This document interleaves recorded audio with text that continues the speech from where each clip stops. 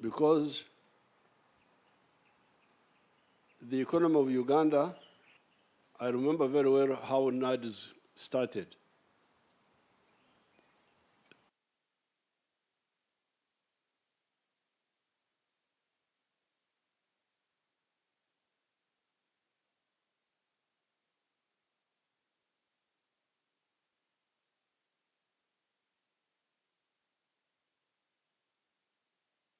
In 1962 and 1970, there was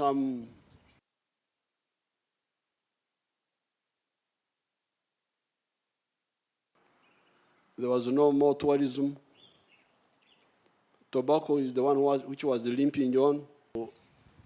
Chibanda was the foreign currency with the minimum recovery. The minimum recovery included, apart from stabilization, included bringing back. Now, but before I proceed, I should tell you that put in tins coming from New Zealand. Can you imagine? In Ntungamo, I don't know whether you know where Ntungamo is. In 1959, there were only about 4 sub-counties out of the 55 sub-counties. There was Ndeja and Bwongera and a bit of Chizova, where there was some coffee being produced. And then around 1958, they started introducing some tea in Chamhunga. Otherwise, that huge area, we had no cash crops. No cash crop at all. I am here. I'm not coming from anywhere. I am here. No cash crop.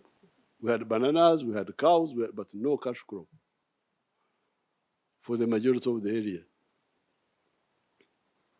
And there was a census in 1959, so I don't know what they captured. You can tell me what they captured if they could show. So therefore, this small island of the 3 C's and the 3 T's were a small island in the midst of money economy, surrounded by a sea of backwardness, of not poverty, but lack of money outside the money economy. So therefore, our strategy was first to recover. We were cautious about all this because we knew them like our hands here. And as a student movement, we had been studying everything. There's nothing we didn't know. So when we talked of the minimum recovery, we knew exactly what we were talking about. Bring back aspects of the small island. Number one. Number two, expand them. Expand them.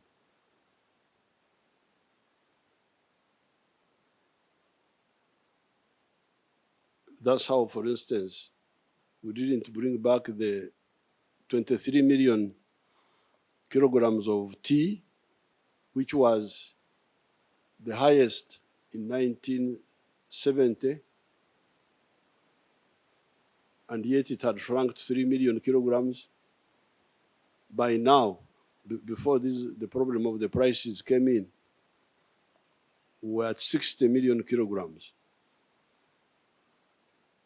There is some issue about quality and so on, which the people can talk about, but definitely there was expansion of the tea. So, bring back, expand. But number three, diversify.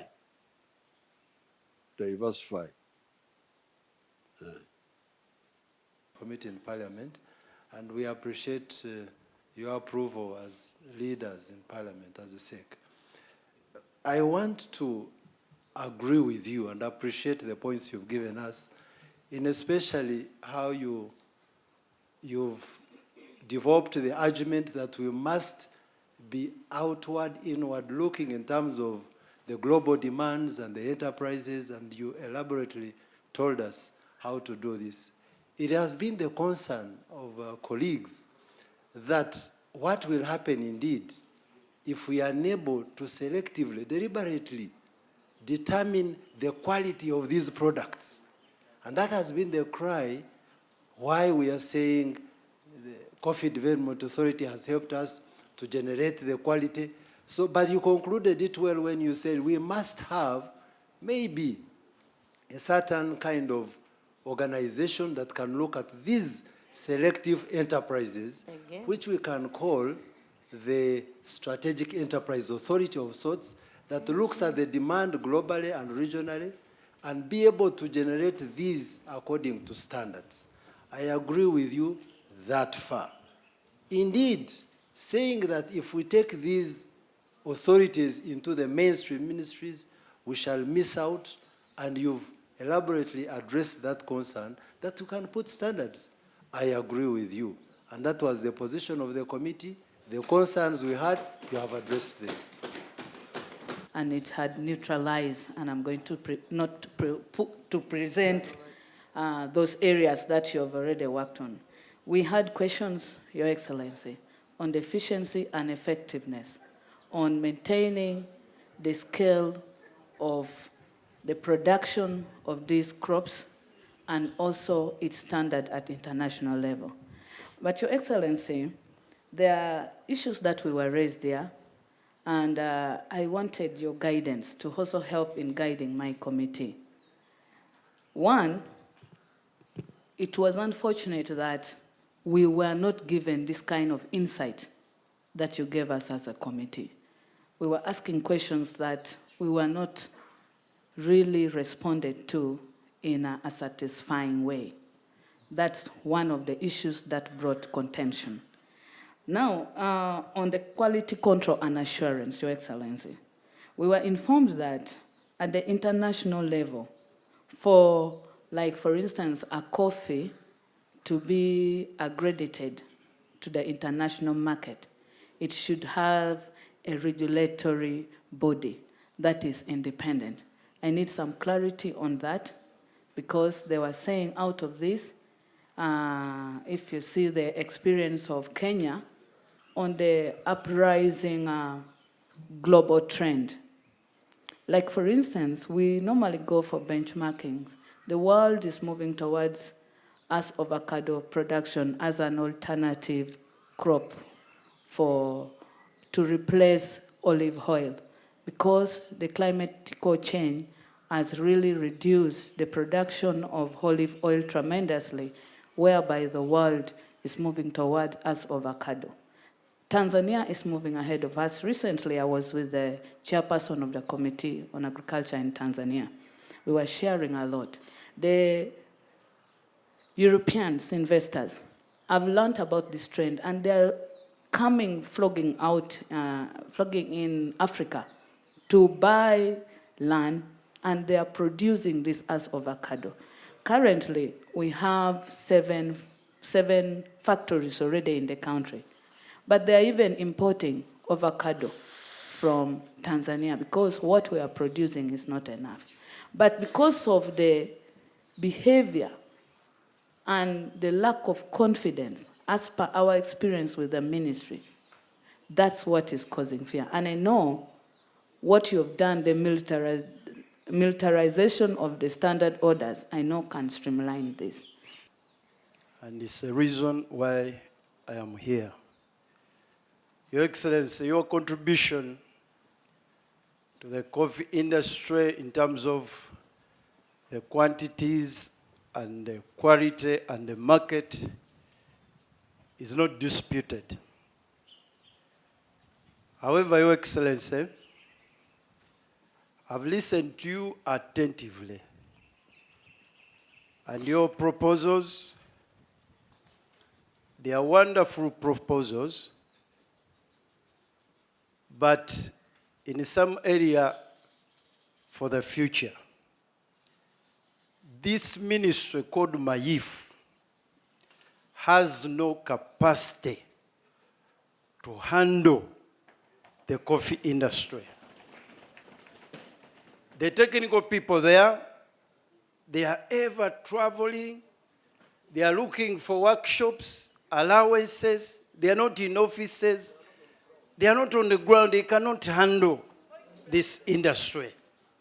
They cannot handle the industry. Your Excellency, the coffee industry is a business industry.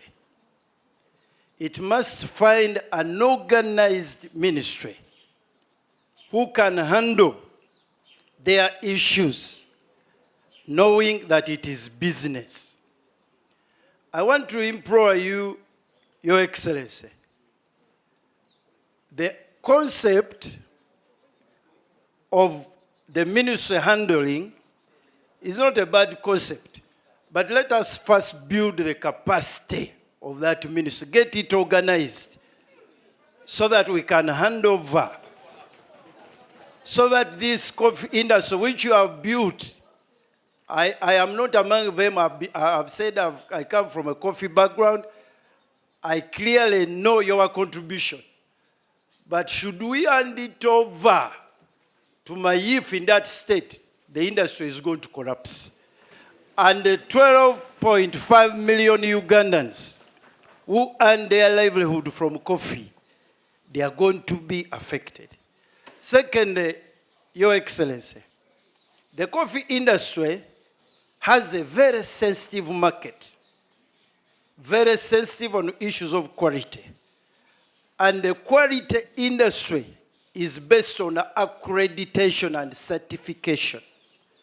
When they are certifying or accrediting, they base on a system which is already built. They base on manpower who are specialized, and Uganda has invested in those. But what we have now, the moment we simply transfer the roles of UCDA to MAIF, we are going to lose some of these accreditations and certifications that will heavily affect our market, and it will heavily affect our incomes from coffee.